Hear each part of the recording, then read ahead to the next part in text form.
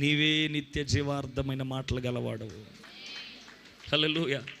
మేము రొట్టె వల్ల బ్రతకడానికి వచ్చిన వాళ్ళం కాదు, నీ నోటి మాటల వల్ల బ్రతకడానికి వచ్చిన నీ పిల్లలం. నీ వాక్యం కావాలి. వలలను పడవలను కుటుంబాలను అన్ని వదిలేసి నేను ఎందుకు వెంబడిస్తున్నావు తెలుసా? నీ మాట ఏమీ లేని దాంట్లో నుండి సమస్తమును కలగజేస్తుంది. హల్లెలూయా.